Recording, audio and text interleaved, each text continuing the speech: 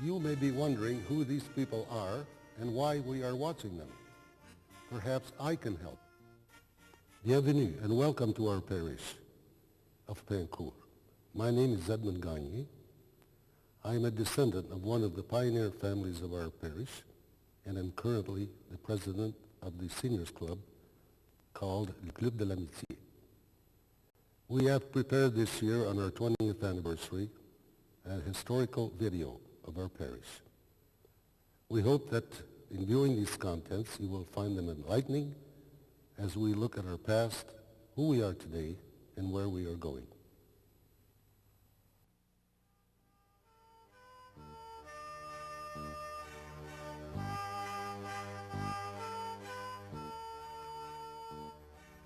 In the 1400s, Europeans looked to the West as the next great frontier of civilization, even before the exploration of the Vikings, before Christopher Columbus. Fishing fleets from Europe were already familiar with the Grand Banks of Newfoundland. The first explorer to visit eastern Canada was Jacques Cartier, who discovered and named the St. Lawrence River. Samuel de Champlain, after founding the city of Quebec, sent exploration teams west. Later, the Black Robes, as the Jesuits were called by the American Indians, brought the message of Christianity to the New World. In 1640, one of these incredible men, Father Jean de Brebeuf, along with his Jesuit companion, Father Joseph-Marie Chaumonot, explored southwestern Ontario. They established missions along the way. One of these missions, St. Michel, was located on the Thames River between today's Jeanette's Creek and St. Peter's Church. Since the two missionaries were traveling by canoe on the Thames River, they passed through the present parish of Pancourt, whose southern boundary is the Thames River. Today, the people of Pancourt still swell with pride at the mention of the martyr's name. Father Brebeuf died at the hands of the Iroquois and is today a saint of the Catholic Church. The New World attracted the adventurous and the oppressed, people for whom the chance to own a farm in the new land outweighed the danger and uncertainty of such a voyage. By 1667, after the signing of a treaty with the Iroquois nation, some officers of the Carignan Regiment sent to defend the new colony became the seigneurs or landowners, subletting their land to their former soldiers who became known as habitants or tenants. Boatloads of marriageable young women, known as the King's Daughters, were sent to the colony to marry the seigneurs and the habitants and start families. Some inhabitants of a small French settlement near the mouth of the Thames River can claim as their ancestors either a Carignan soldier and a king's daughter, or ancestry to farmers and fur dealers who immigrated from practically all parts of France. Previous to 1790, this settlement had no history. Its only inhabitants were the Indians. By May of 1791, however, 28 families had already settled along the Thames River. They were primarily French, with some English and German. When missionaries from Assumption Church in Windsor, the oldest Catholic church in Canada west of Montreal, visited the tiny mission north of the Thames, the people often apologized for their poverty, saying, "We have no bread." Some of the housewives kept a small amount of flour in reserve in order to make a small loaf of bread for the visiting priests. Giving it, they said, "Our bread is small, very short, but we will give it to you wholeheartedly." The missionaries from Assumption Parish repeated this story and began to refer to the area as the Mission of the Pain Court, shortbreads. Eventually, the people themselves began to refer to their parish as Pain Court. The early days of Pain Court were difficult. Clearing the land was backbreaking work, and the winters were long. The community on La Tranche River, as the Thames was then known, was racked with starvation and illness.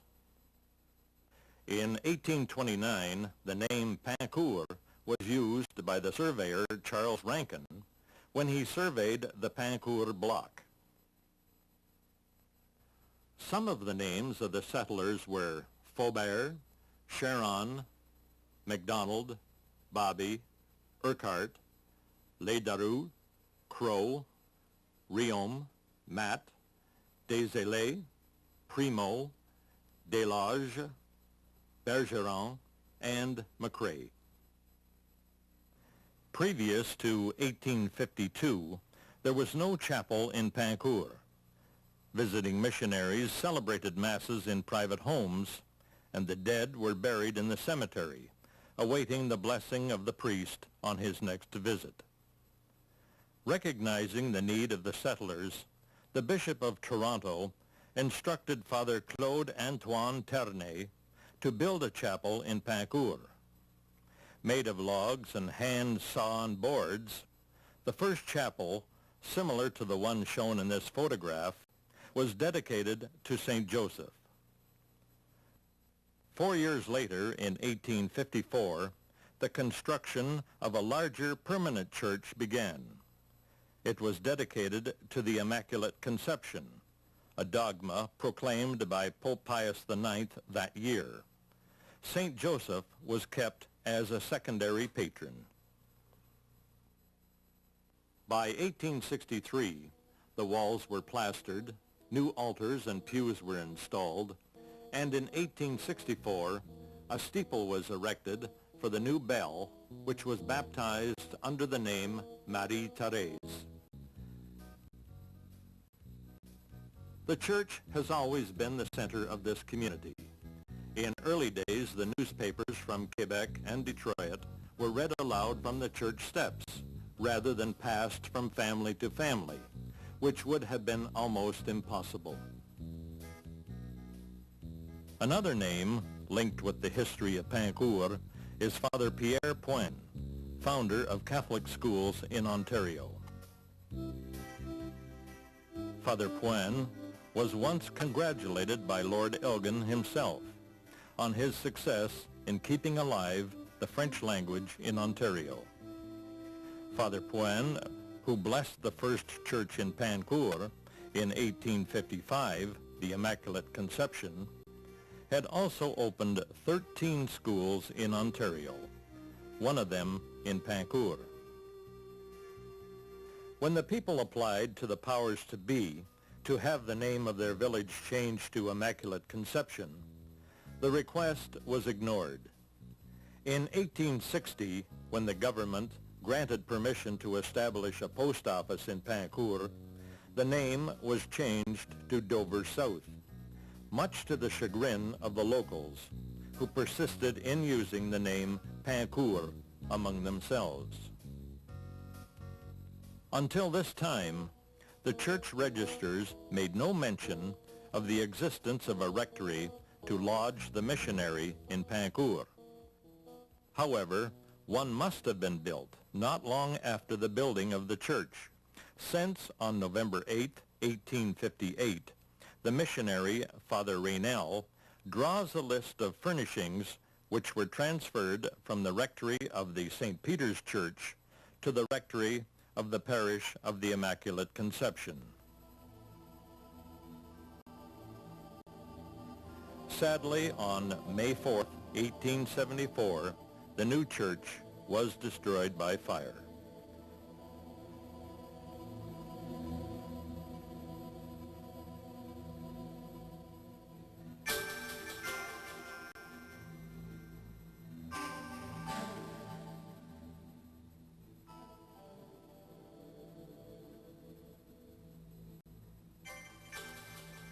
the residing priest, Father Duprat, began the construction of a new brick church.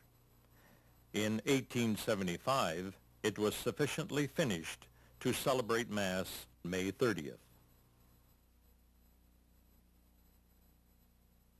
In 1885, it was finally completed by Father Duprat's replacement, Father Joseph Bauer, a strong, energetic man who told the parishioners, "I have come to tame you," and an old-timer added, "and tame us he did." In 1911, the church, only 35 years old, was replaced again due to the ravages of weather and the inferior quality of some of the building materials. In 1903, Alfie Scheff brought the telephone into Pincourt at his own expense. In 1910, natural gas was brought from Tilbury. And in the same year, an electric railroad connected the village to Chatham. On January 25, 1911, Father Alfred Emery arrived in Pincourt. A native of nearby Grand Point, Father Emery knew the area and the people. He quickly convinced them of the need to build a new church. On March 3, 1911, a magnificent Gothic structure opened its doors. It was topped by a large belfry, flanked by two smaller steeples, with a statue of the Immaculate Conception over the entrance, a choir loft, a pipe organ, and a seating capacity of 600. The cost, $44,000. That same year, an adjoining brick rectory was built. In March of 1911, Father Emery, using all his political connections in Ottawa, finally had the name Pincourt made official. On June 1, 1919, a monument to the Sacred Heart was erected in the churchyard in thanksgiving for the safety of the local soldiers returning from World War I, and for the parish being spared from the terrible Spanish flu epidemic of 1918. Father Emery, in his prayers to God, promised to build the monument if no one was lost to the flu or the war. No one died, and the monument stands today. Father Emery was instrumental in bringing in the Sisters of St. Joseph from London to teach the children. By December of 1923, a convent had been built to house the nuns. During 1925 and 1926, Father Emery wrote a book detailing the history of Pincourt. It was to be finished for the 75th anniversary of the parish on July 5th and 6th of 1928. Today, some of the older people in the parish still talk about the 75th anniversary.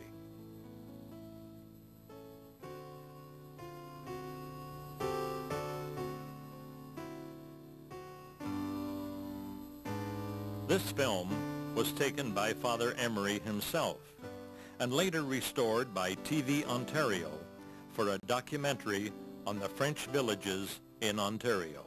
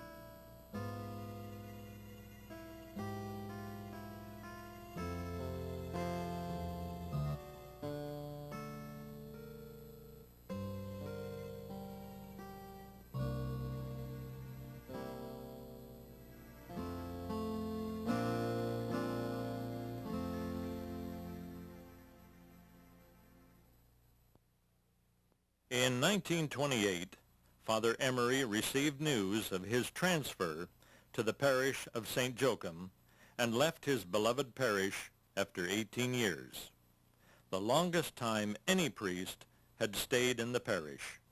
He had renewed, nearly recreated, the parish of Pincourt. Father Loisel replaced Father Emery. His 3.5-year stay marked the beginning of the Great Depression. On January 2nd, 1937, during the ministry of Father Zotique Mayeux, the church once again burned down. Edna Pelletier, one of the most senior members of the parish, recalls that day. We have here Mrs. Edna Pelletier, who is one of the eldest residents of the parish. And I'm going to ask Mrs. Pelletier to, if she can recall some of the events shortly before this incident. I understand that your son was baptized in the old church just Yes. before it burned. Is that correct? Yes. And would you like the name of the godparents? Well, what your son's name was Bernard? My son, yes, it was Joseph Bernard, yes. Yes. He was baptized in what month? In January. No, what? January. In December? In December, Yes. yes. Yes. Just previous to the fire. Yes. Mhm. Yes. Yes, it was just about. I understand that he was the last person He baptized was in the that last church. person, yes. Mhm. And do you recall the morning of the fire, where you were at? And I was at my dad's, Joseph Robert, yes, and I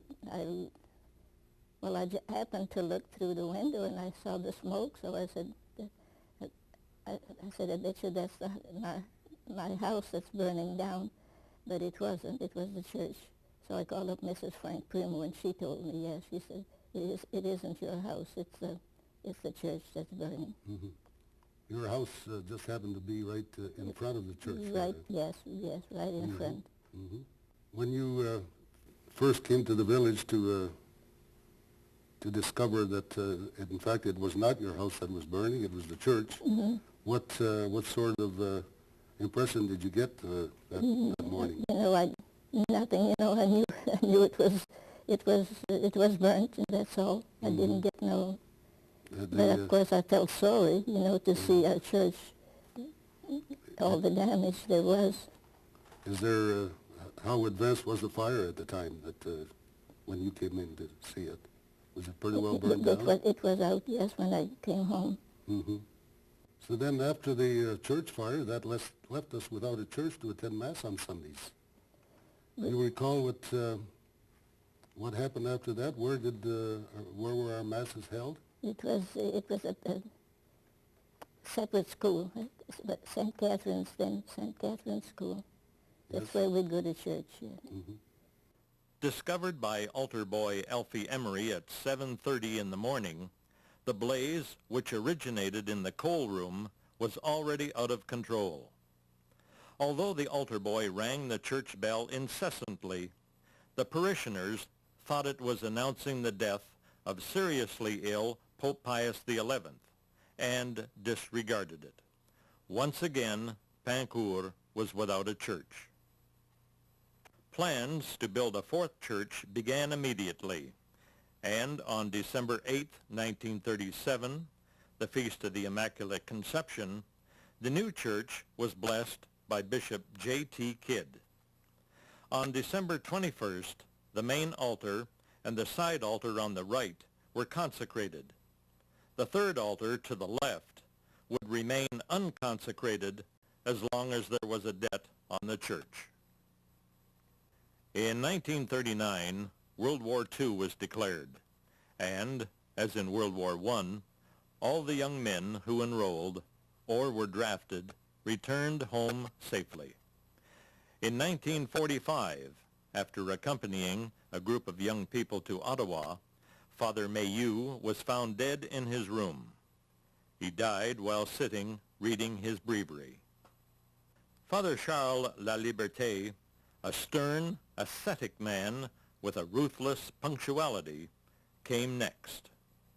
Many a bride marched down the aisle during the reading of the epistle because the bridal party was a few minutes late.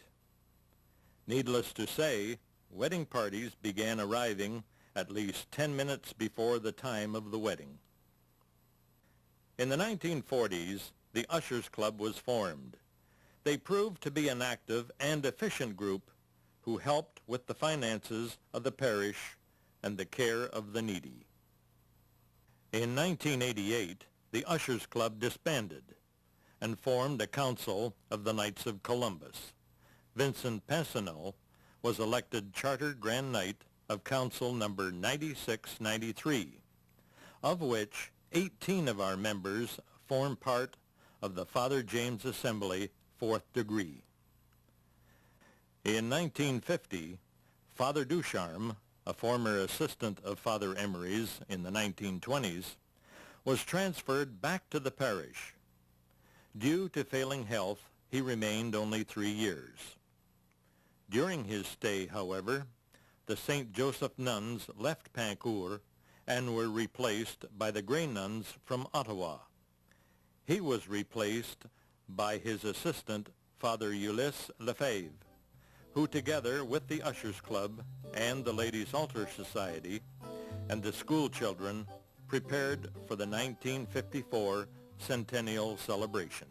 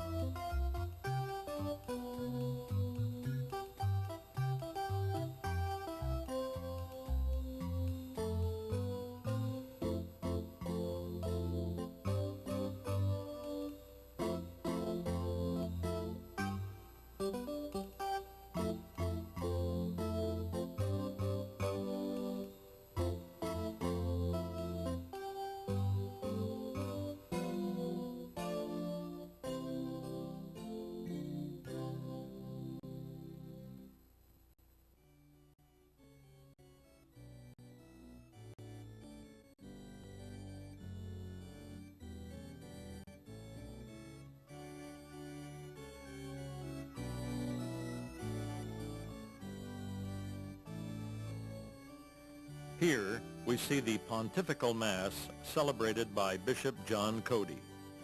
The organist was Mrs. Marie Emery, who had been the organist since 1905.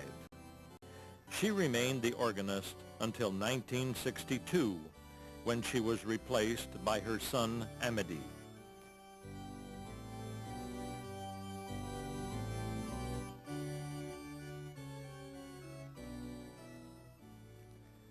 In July of 1955, Father Euclid Chevalier arrived. He was a no-nonsense priest who detested swearers even more than liars, because a liar insults only his equal. A swearer insults God. The 1960s brought Father Leo Sharon and change.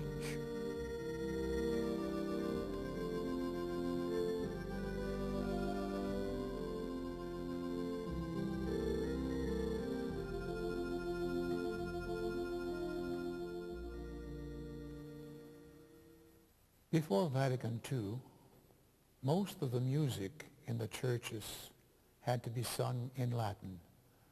The Mass was celebrated in Latin, and people were accustomed to hearing the Mass in Latin. And even if they did not understand it, their prayer books contained both the Latin and the French or the English equivalent to the prayers being recited by the priest. Now, with the coming of Vatican II, the vernacular was accepted. The priests started to celebrate Mass in French, and the people, everybody, could follow the Mass.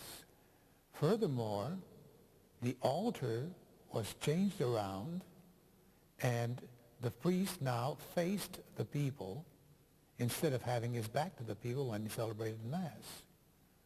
These were changes which were accepted by most everybody because they understood better and could follow better.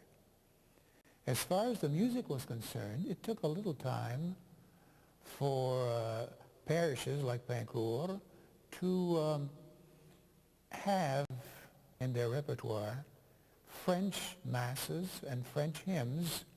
We had the old French hymns, which he had been singing once in a while, but these were considered now passé. And a little more lively music came in. Guitars were introduced, and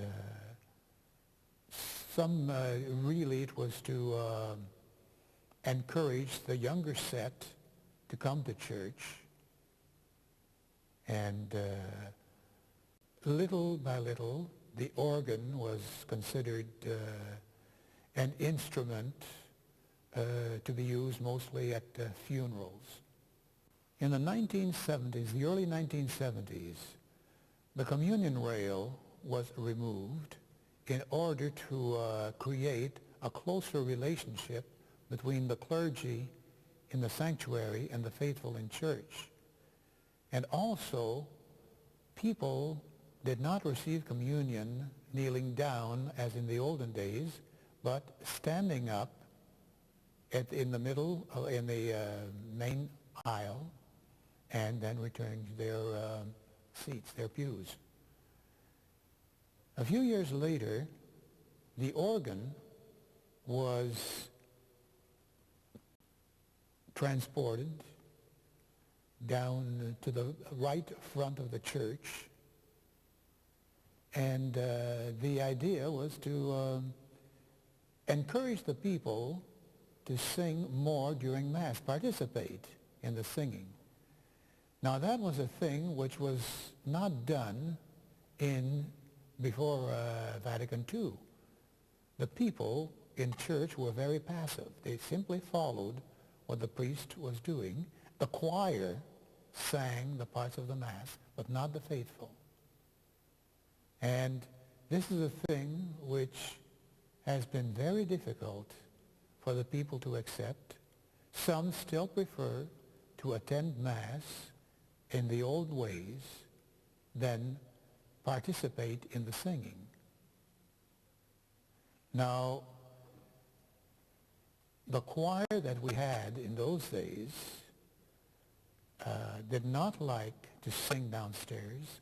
Downstairs, we felt so conspicuous, thinking that everybody was looking at us all the time. However, that feeling was changed a couple of years later when a lady told me after Mass She said, they moved the organ downstairs, didn't they? Well, they said it's been there for the past 2 years, and she hadn't noticed. So but the choir still preferred to sing upstairs in the traditional way, and that's why finally the organ was moved back in the choir loft so that the communication between the choir director and the organist was easier.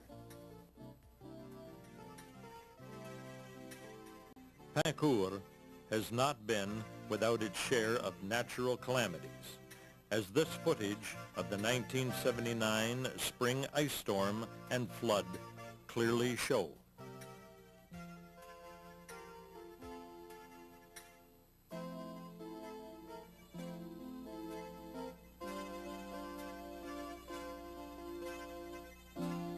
On June 10, 1979, the parish celebrated its 125th anniversary.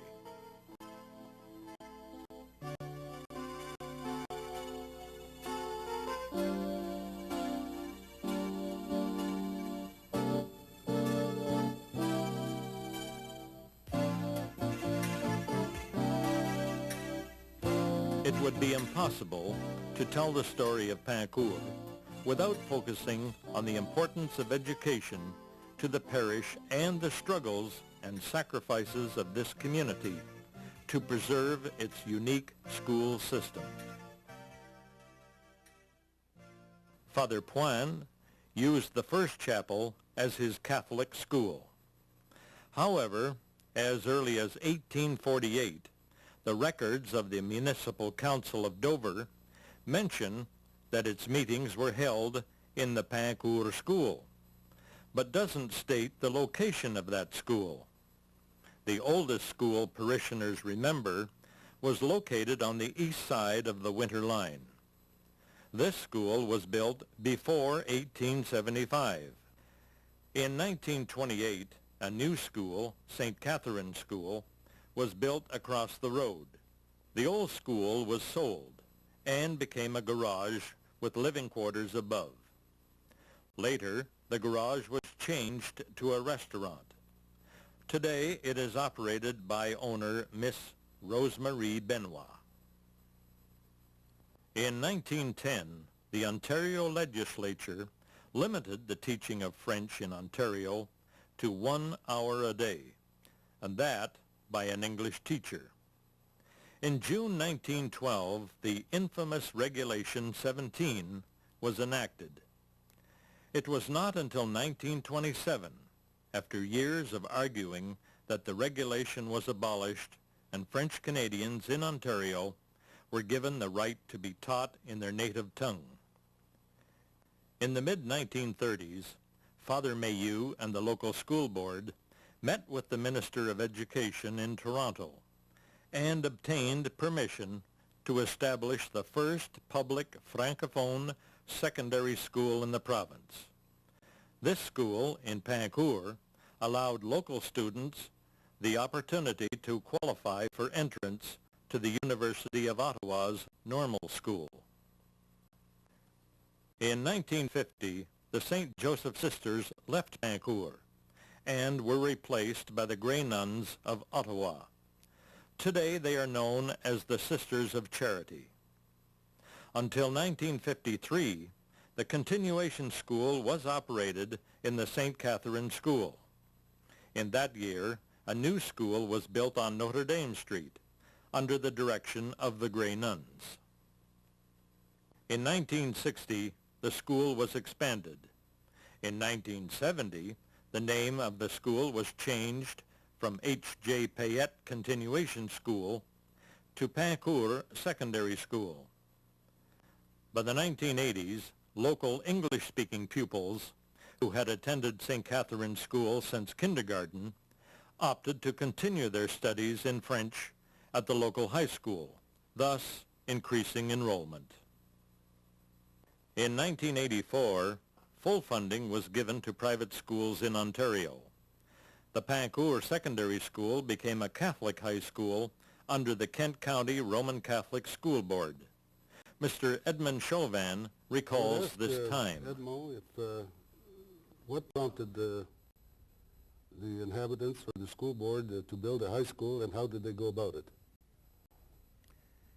The people of Pincourt and its district had fought very strongly to keep open their French classes. And in order to supply teachers for these French classes, they needed a high school which would bring about some pupils who would then go on to the teachers' school to come out and teach in the different French schools that they had. And so therefore, the people of Pincourt and of Grand Point worked very hard to organize a continuation school district. With the help of their inspector, Mr. H.G. Payette, they more or less built a school organization which formed a bridge over all the different schools that they had in the district. They had 5 different public schools, small public schools, and mainly 2 separate schools in the villages of Grand Point and Pincourt. And with the help of the inspector, they organized a continuation school district with the help of all these schools, and this continuation school was mainly a francophone continuation school, and it was, by the way, the very first public francophone school in the province that was a secondary school. All the other schools at that particular time that went on in Ottawa or in the north could only be subsidized up to the grade 10. So therefore, those who were teaching grade 11, 12, and 13 were usually private schools. And you were one of the first teachers in the new continuation school, I understand. When the school board brought in the Grey Nuns from Ottawa to take over the schools, the Grey Nuns taught for 1 year. And at that particular time, they had Vincent Caron as a teacher, and he was not qualified to teach secondary school subjects. He was an elementary school teacher, and he was teaching under a letter of permission. So the school board came over and interviewed me. I was teaching with the Basilian Fathers at Assumption College in Windsor. And they asked me if I would come and teach with the Grey Nuns in a French secondary school in Pincourt. And that's how come I landed in Pincourt. And you were talking about the relationship between, you're saying that the Grey Nuns were the first teachers to run the school, the secondary school, for 1 year only? No, the Grey Nuns were not the first ones. The first teachers, the first nuns who ran the secondary school were the nuns of St. Joseph. But after a while, the nuns of St. Joseph did not have enough subjects to be able to run the school, so therefore the school board asked the association, the French Association, AFO, to intercede with the Grey Nuns in Ottawa to see if they would not accept to take over the entire system of elementary and secondary school in Pincourt. and they came in just a year before I did. The first nun that was the principal of the high school was Marie Giselle, and she was here just for 1 year. Then we had Sir Marie Andrea, who was here for quite a few years. Then it was followed by Sir Marie Lionel, and the one who left her mark the most, probably because she was here the longest, was Sir Marie de la Providence. Yes. You see. What other term of the do you recall in those days that could be of value to this interview? Well, the new school came about in 1953, and that was a big change because at that particular time the continuation school was existing in the upper part of the elementary school, and of course the elementary school was crowded because of that, and the locales were rather crowded. Also for the secondary school, there was really no science laboratory, and there was no gym. We used to go to the basement of the church in order to have some gym classes and so on. So the 1953 opening of the school was a big event. There was, at that particular time, no gym yet, but it was a big difference. There was, I'd say, 4 classrooms. There was a complete laboratory for a science room, and the gymnasium was built further on about 10 years later, you see. Today, the parishioners are justifiably proud of their school system, which has yielded hundreds of teachers, many doctors, lawyers, nurses, and other professionals taught in their French language and holding on to their proud heritage. Tu as voulu au cours des temps que l'autre créature révèle ce qui serait la grâce certaine. Dès le commencement du monde. And we are still here, 150 years and 4 churches later, still welcoming new souls to our little community.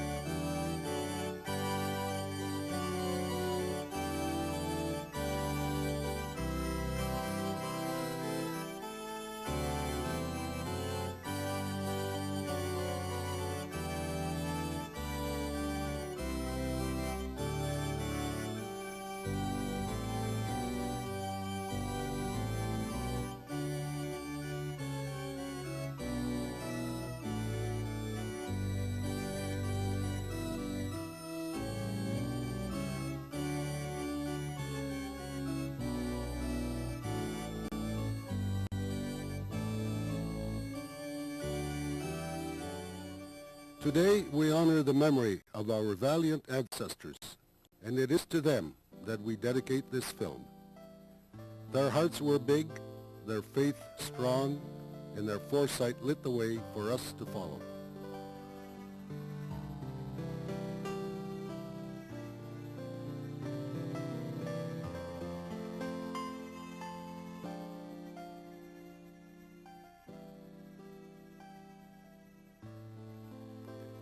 Many thanks to all those who offered a helping hand in making this film a reality.